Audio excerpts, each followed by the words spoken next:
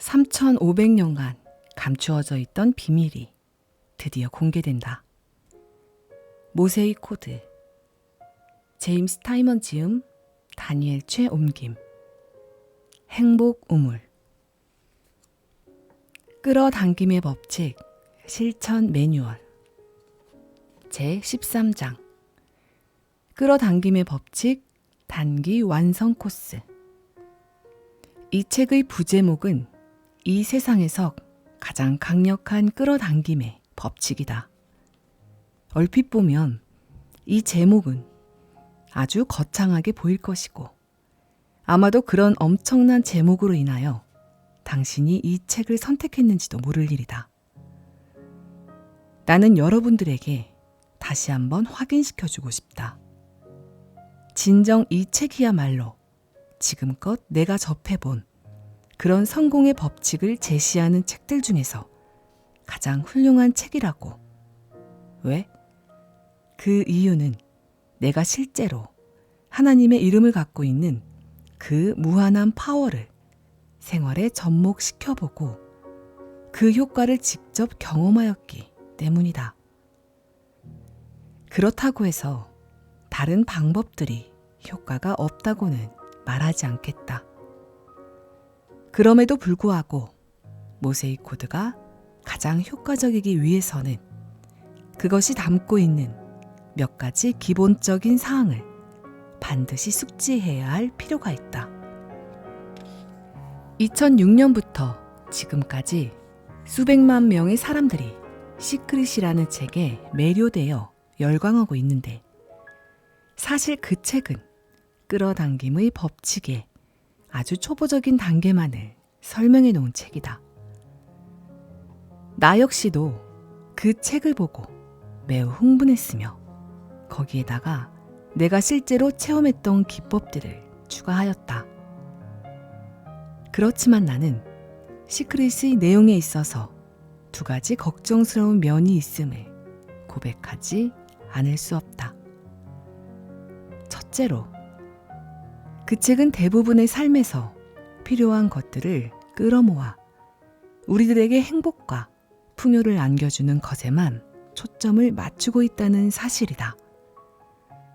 만약 지금 쓰고 있는 차가 마음에 들지 않는다면 당신은 새 것을 사면 된다.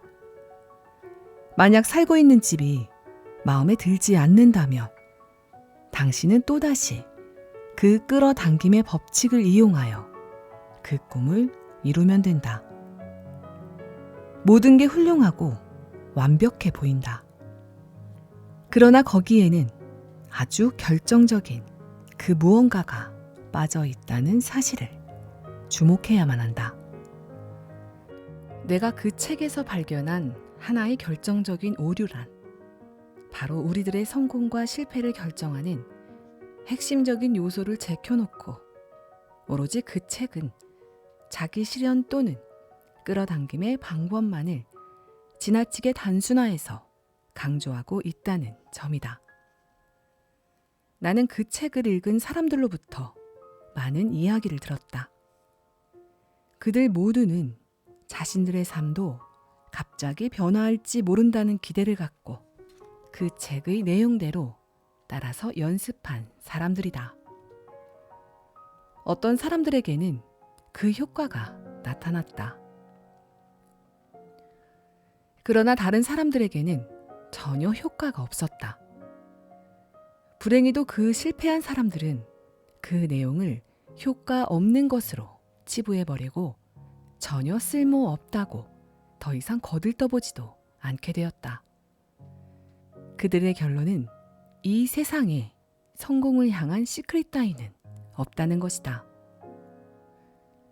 어느 날 나는 여러 권의 베스트셀러 저자이자 나의 절친인 친구인 데비 포드와 이 문제를 상의하였다. 그녀의 책들 중에는 전 세계의 많은 영적 지도자들에게 큰 영향을 끼친 작품들이 많이 있다. 우리들은 몇몇의 친구들에게 우리들의 의견을 타진해 보았다. 그 내용은 지금까지 끌어당김의 법칙의 제일 큰 목적인 받는 것에서 벗어나 주는 것으로 방향을 전환하는 온라인 세미나를 개최하면 어떻겠느냐는 것이었다. 친구들은 기꺼이 우리들의 제안에 찬성 의견을 보내왔다.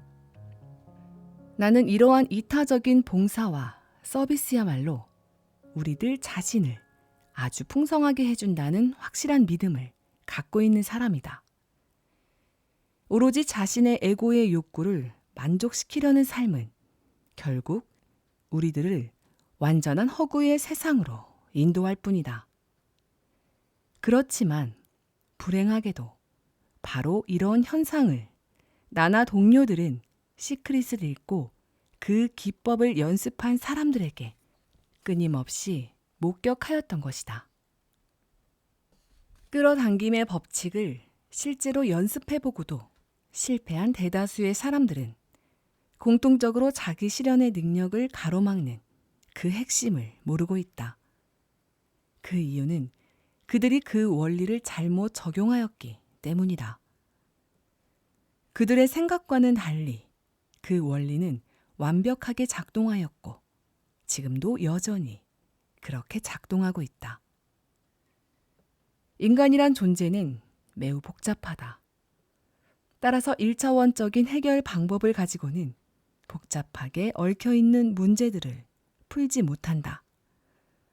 대개의 자기 실현 기법들은 적절한 기본이 뒷받침되기만 한다면 매우 훌륭한 도구이며 오늘날에도 변함없이 놀라운 결과들을 도출해낸다. 긍정적인 말들의 리스트를 만들어서 그것들을 반복하여 읊조리는 건 분명 놀라운 결과를 만들어낸다. 그러나 나는 풍요로운 사람이다 라고 말하면서 마음속 깊은 곳에서는 그 반대의 생각을 품고 있다면 그 결과는 별로 신통치 않게 된다. 자기 실현 또는 끌어당김의 법칙을 효과적으로 배울 수 있는 프로그램은 많기 때문에 나는 여기서 그런 곳들의 리스크를 나열하고 싶지는 않다.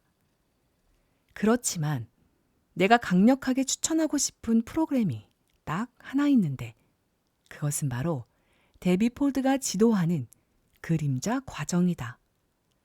나는 데비의 프로그램에 참가한 경험이 있는데 정말 솔직히 말하면 그 프로그램은 나의 인생 전체를 바꾸어 놓았다. 그녀는 그 프로그램을 통하여 내게 인생에서 성공을 방해하고 나의 능력 발휘를 가로막는 그림자들을 제거하는 방법을 제시해 주었다. 만약 당신이 내 말에 흥미를 느낀다면 그녀의 책을 구입하여 읽거나 아니면 그녀의 웹사이트에 접속해 보기 바란다. 자, 이제 당신은 당신의 에고가 아닌 영혼이 원하는 것들을 실현하는 단계에 와 있다. 제14장 원하는 것들을 얻게 하는 10가지 열쇠. 첫 번째, 목표가 분명한 사람이 되라. 두 번째, 비밀이 없는 사람이 되라. 세 번째, 기꺼이 하려고 하는 사람이 되라. 네 번째, 즐거운 사람이 되라. 다섯 번째, 초점을 유동적으로 맞추고 살라. 여섯 번째, 좋은 결과를 기대하면서 살라. 일곱 번째, 활기찬 사람이 되라. 여덟 번째, 긍정적인 사람이 되라. 아홉 번째, 진실되라. 열 번째, 감사하는 사람이 되라. 위에 나열한 것들이 삶에서 당신이 필요로 하는 모든 것들을 끌어당기는 데 필요한 10가지 핵심 요소들이다. 대부분의 항목들이 되라는 말로 끝난다는 사실에 주목하기 바란다. 그 이유는 10개의 항목들은 주로 우리들이 무엇을 하기보다는 어떻게 되는가에 더 많은 비중을 두고 있기 때문이다. 세상에서 무엇인가를 보려고 한다면 당신은 스스로가 변화의 주체가 되어야 합니다. 마하트마 간디. 첫 번째, 목표가 분명한 사람이 되라. 당신은 아마도 이런 말을 들어보았을 것이다. 즉, 무언가를 구할 때는 조심하라. 왜냐하면 당신은 그것을 반드시 받게 될 것이기 때문이다. 당신은 어떤 것을 진짜 간절히 원하고 그 목표의 모든 에너지를 다 쏟아 부어본 적이 있는가? 아니면 어떤 목표를 세웠는데 그것에 정신이 집중되지 않아서 중도에 포기하고 말았던 경험이 있는가? 분명함 또는 명확함이야말로 자신이 원하는 것을 실현하는데 가장 필수적인 열쇠이다. 왜냐하면 당신의 생각이 분명치 않다면 하나님으로 표현되는 우주도 당신에게 무엇을 주어야 할지 또는 어떻게 도와주어야 할지를 모를 것이기 때문이다. 당신이 마음속으로 작정한 목표가 있다면 그것을 종이 위에 자세히 적어보라. 여기에는 원하는 바의 구체적인 내용과 특징, 필요한 시기 등이 포함되어야 한다. 이 리스트를 자주 들여다보면서 그것의 더 구체적인 내용들을 생각나는 대로 추가하라. 그 자세한 항목들에 당신의 주의를 집중하면서 마음속에 각인시켜 두어야 한다. 하나님은 분명한 생각들을 좋아하신다. 반면에 우리들의 에고는 닥치는 대로 그때그때 상황에서 떠오르는 생각들을 좋아한다. 두 번째, 열린 마음을 가진 사람이 되라. 당신의 마음은 낙하산과도 같아서 그것이 열려 있을 때 가장 큰 능력을 발휘한다. 이 말을 논리적으로 설득시키기는 참 어렵다.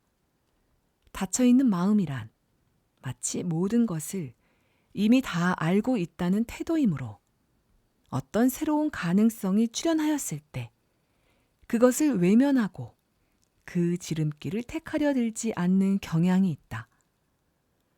당신의 꿈을 이루기 위해서 마음을 열어놓는 태도는 주변의 모든 에너지를 끌어오는데 필수 불가결한 요소임이 분명하다. 우리들이 목표를 분명하게 하고 열린 마음을 갖는다는 것은 이런 태도가 습관이 되지 않는다면 처음에는 거북할지도 모르겠다. 첫 번째 항목에서 당신은 원하는 것을 얻으려면 목표가 분명한 사람이 돼야 한다고 했다. 이제는 당신에게 비밀이 없는 사람이 되라고 한다. 그래야만 이 우주가 당신이 원하는 것을 더 크고 정확하고 빠르게 당신에게 전달하기 때문이다. 실제로 분명함과 열린 마음은 상호 보완적이며 서로가 서로를 따라다닌다. 일단 당신이 원하는 목표를 분명히 하고 거기에 모든 초점을 맞추었다면 당신의 마음을 열어놓아 두어서 앞으로 있을지도 모르는 변화에 대비하는 자세가 필요하다.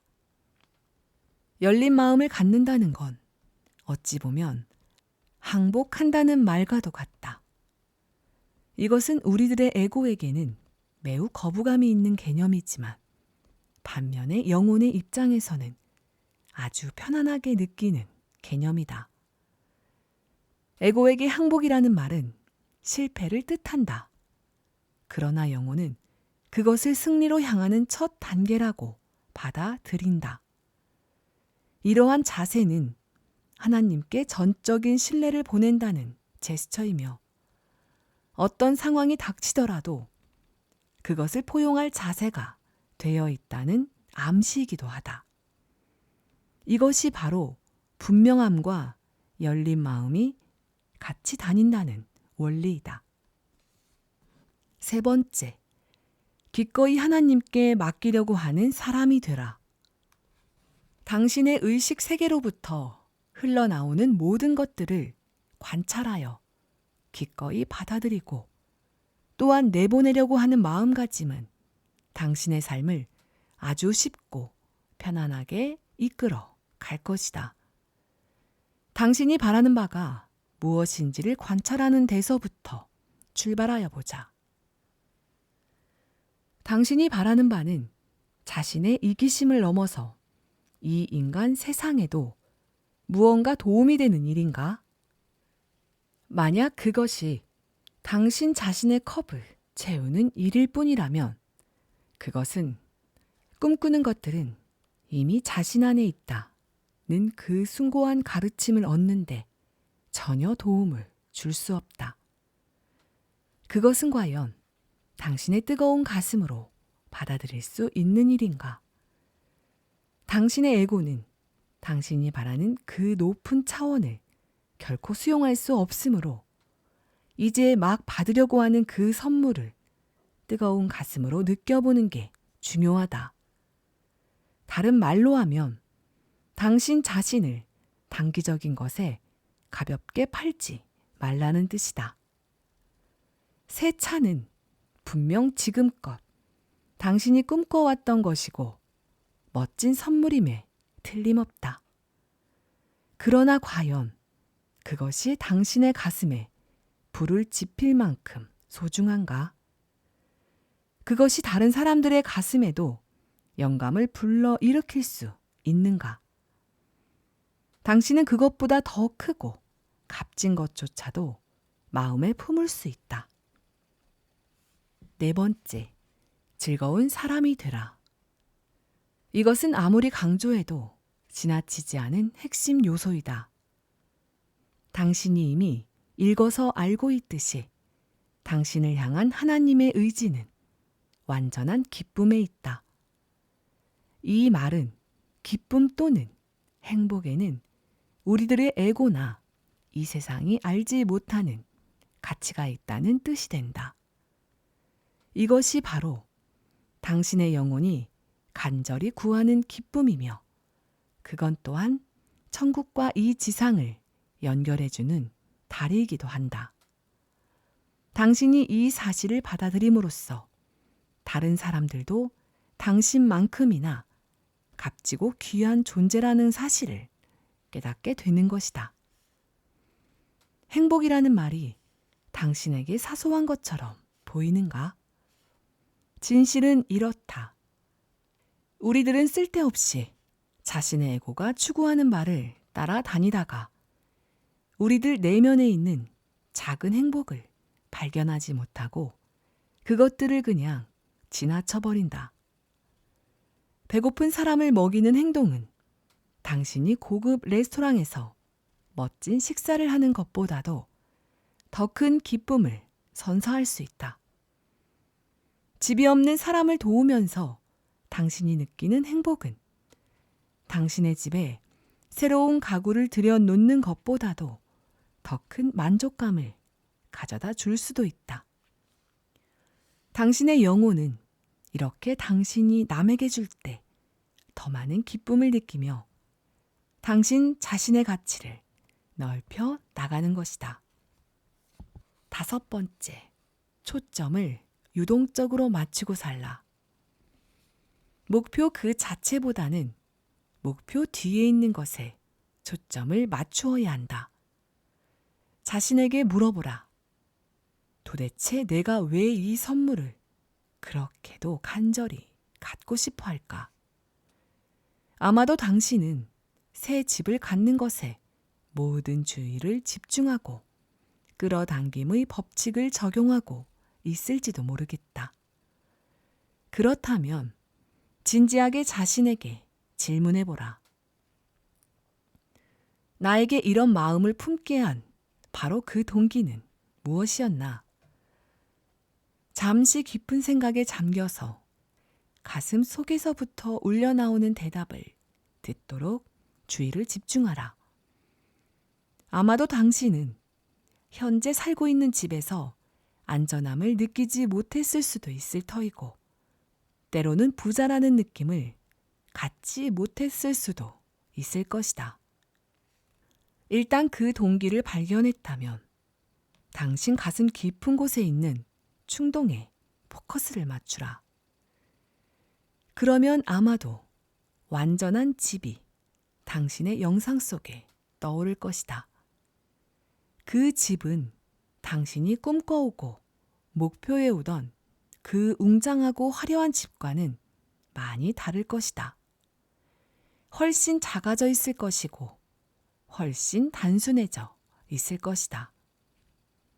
이러한 결과는 당신이 자신 속에 있는 영혼과 깊이 교통하면서 그 영혼의 욕구에 맞추어서 목표를 수정했기 때문이다. 우리들은 초점, 즉 포커스라는 말을 고정되고 직선적인 것으로만 파악하려는 경향이 있다. 나는 당신에게 포커스라는 말을 유동적인 개념으로 바꾸기를 권한다. 당신의 마음조차도 때때로 무엇이 당신에게 최선인지를 잘 알지 못하므로 그렇게 해서 나온 결실은 아무짝에도 쓸모가 없게 되고 당신이 원했던 결과와는 거리가 먼 경우가 많다. 그러므로 이때에 유동적인 초점이라는 말은 상당한 의미를 갖게 된다. 당신의 영혼은 당신의 마음이 원하는 것보다 훨씬 더 많은 것을 알고 있다는 사실을 기억해야만 한다. 초점을 유동적으로 가져라. 그러면 목표에 다가가기가 훨씬 더 쉽게 된다. 6번째, 좋은 결과를 기대하면서 살라. 항상 최선을 기대하라. 바라는 것은 언제나 쉽고 자연스레 주어진다고 기대하면서 살아가는 자세가 중요하다. 에너지는 주의력이 가는 쪽으로 따라 흐른다는 사실을 명심하라. 만약 당신이 어떤 것을 얻기 위하여 거기에 초점을 맞추고 있는데 당신 내부의 생각은 실패에 고정되어 있으면 그 결과는 보나 마나이다.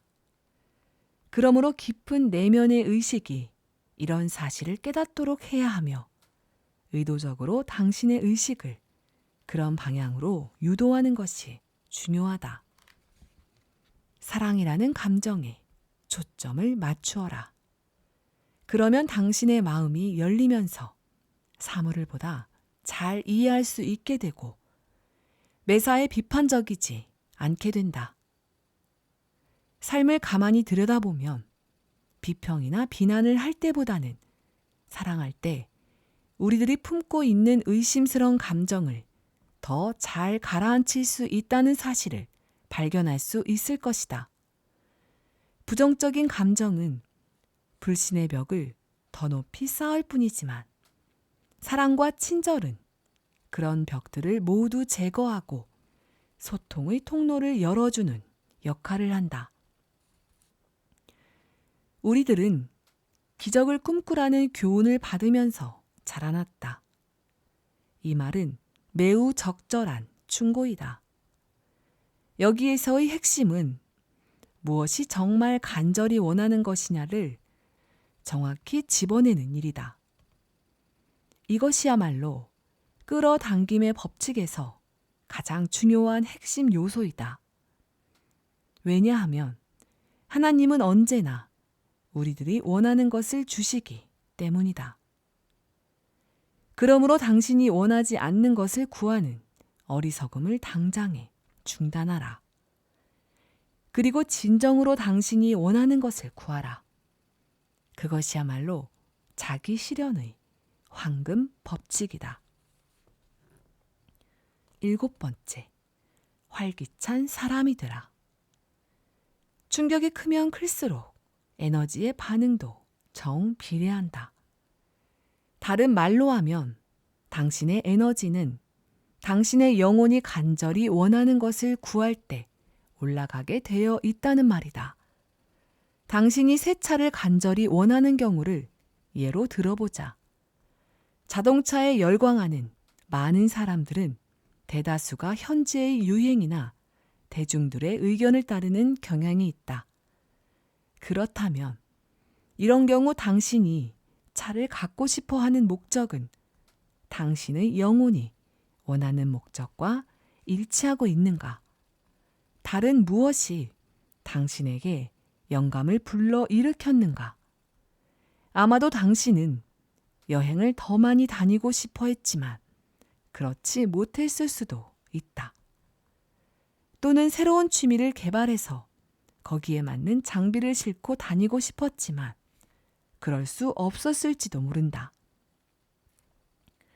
크루즈 여객선을 타고 세계 일주 여행을 하는 것은 분명 차를 새로 사는 것보다 더 많은 에너지를 창조한다. 예술 분야에 새로 입문하여 레슨을 받기로 한 것도 많은 에너지를 창출해 낼 것이다. 당신의 열정이 인도하는 대로 가보라. 그러면 거기에 필요한 에너지도 따라서 창조될 것이다.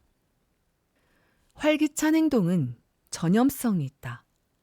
만약 당신이 무엇인가 간절히 원하는 것을 친구들에게 정열적으로 설명하는데도 거기에 전혀 반응을 보이지 않는다면 당신은 그들의 에너지를 끌어오지 못할 것이다.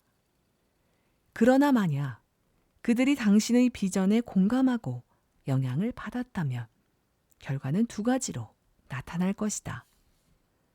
첫째로 일어날 수 있는 일은 그들이 당신의 열정에 자신들의 에너지를 더함으로써 당신을 도울 수 있다는 가능성이다. 둘째로 일어날 수 있는 일은 그들이 당신의 에너지에 긍정적인 영향을 받아서 자신들을 위해서 무엇인가를 할 수 있고 그 결과 그들의 인생이 바뀌게 될 가능성이다. 여기에서의 핵심은 당신의 에고를 따르지 말고 영혼이 원하는 바를 따르라는 말이다. 8번째, 긍정적인 사람이 되라. 이 열쇠는 절대적이다. 만약 당신이 끌어오고 싶은 것에 대하여 부정적인 생각을 갖고 있으면 하나님은 당신의 부정적인 태도를 보고 당신이 그것을 원하지 않는다 라고 해석하신다. 그 결과 당신은 목적을 달성할 수가 없다. 문제는 우리들이 이러한 길을 알아차리기가 쉽지 않다는 데 있다. 이런 부정적인 기는 당신의 의식 저편에 숨어 있다가 당신의 합리적인 사고방식에 살며시 침투해 들어오기 때문이다. 이것이 바로 당신의 긍정적인 마음가짐이 가끔씩 비합리적인 장벽에 가로막히는 이유이기도 하다. 때때로 이런 부정적인 마음가짐이 당신을 압도한다면 당신은 그것을 인정하지 않고는 배기지 못할 수도 있다. 바로 이럴 때 우리들의 삶은 그런 방향으로 흘러가는 것이다. 사물을 아주 단순하게 보라. 보이는 모든 것들을 축복하라. 그러면 당신은 그 다음 단계로 자연스레 나아갈 수 있을 것이다. 9번째, 진실되라. 진실되다는 말은 정직하다는 말의 동의어인데 이 두 단어는 당신의 영혼이 구하는 바를 성공적으로 구현하기 위하여 요구되는 품성들이다. 하나님은 언제나 당신이 진정으로 원하는 것들을 줄 준비가 되어 있다는 사실을 다시 한번 기억하기 바란다. 그러나 당신이 진정 원하는 것이 무엇인지 분명치 않다면 하나님 또한 당신에게 무엇을 주어야 할지 혼란스러워 하신다. 이 페이지에서의 목표는 당신이 명확한 목표를 갖도록 돕는 데 있다. 그래야만 분명한 자기 실현이 가능하기 때문이다. 많은 사람들은 단지 리스트에 적혀 있는 지시사항대로만 하면 필요한 모든 것들이 자동적으로 흘러 들어온다고 믿고 있다. 이론상으로 볼 때 이 말은 맞는 말이다. 그렇지만 대다수의 사람들은 성공에 필요한 내부적인 작업을 하지 않는다. 그들은 주어진 방향대로만 일할 뿐 거기서 더 나아가려 하지 않는데 이런 식의 시도는 성공할 수가 없다. 이럴 때 그들은 쉽게 포기하며 자기들과 성공한 사람들과는 뭔가 근본적인 차이가 있을 거라고 지레 짐작하며 자기 비하를 하곤 한다. 이건 참 슬픈 일이다. 우리들이 모두 같은 하나님에 의해서 창조된 같은 능력의 피조물이라는 사실을 기억한다면 이런 자책감은 의미가 없다. 여기에서의 차이점이란 별로 대수로운 것도 아니다. 즉, 어떤 사람들은 그 내부적인 일을 한 사람들이고 다른 사람들은 그 일을 하지 않은 사람들이라는 정도이다. 자기 자신에게 충실하고 진실되게 행동한다는 건 어느 누구도 대신해 줄 수 없는 일이다. 당신은 자신에게 정직해야만 한다. 이 말에 대신할 다른 말은 없으며 어느 누구도 당신을 위해서 정직해 줄 수도 없다. 당신이 이 책에서 소개하는 자기 실현의 모든 도구들을 다 끌어모아서 성공을 거머쥔다고 하더라도 결국 그 성공은 피상적일 뿐이며 가장 높은 단계의 성공까지 도달할 수는 없다. 여기에서의 진정한 질문은 이런 것이다. 나는 과연 어떻게 해야만 내 영혼이 원하는 것을 끌어당길 수 있을까? 그 대답은 당신의 성공을 가로막고 있는 그 믿음의 한계를 제거하는 데 필요한 길을 가라는 것이다. 그러면 당신이 원하던 모든 것들이 자연스레 당신의 방향으로 흘러 들어올 것이며 자신에 대하여 정직하지 않았던 과거에는 볼 수 없었던 것들까지도 보게 될 것이다. 10번째, 감사하는 사람이 되라. 감사하는 마음이야말로 당신이 원하는 모든 것들을 끌어당기는 힘에 있어서 가장 중요한 요소이다. 그것은 하나님조차도 부정할 수 없는 힘이며 하나님이 가장 기뻐하는 성품이다. 여기에는 당신도 예외가 아니다. 다른 이들이 당신이 베푼 작은 선물이나 친절에 감사할 때 그런 그들의 행동으로 인하여 당신은 더 많은 것을 타인에게 베풀고 싶은 마음이 생기게 마련이다. 최소한 당신이 준 선물이나 베푼 호의가 쓸데없는 것은 아니었다는 사실을 확인하였기 때문에 당신의 마음은 전보다 훨씬 더 열려있게 될 것이다. 하나님의 방식은 그 선물이 크건 작건 문제 삼지 않으신다. 여기서 한 발 더 나아가면 나는 당신에게 성공했을 때뿐 아니라 실패했을 때에도 감사하는 마음을 가지라고 권하고 싶다. 왜냐하면 우리들은 성공을 통해서도 배우지만 실패하는 과정을 통해서는 더 많은 교훈들을 얻을 수 있기 때문이다. 실패를 감사해야 할 또 다른 이유는 우리들 모두는 그런 과정을 통하여 동일한 실패를 반복하지 않을 수 있기 때문이다.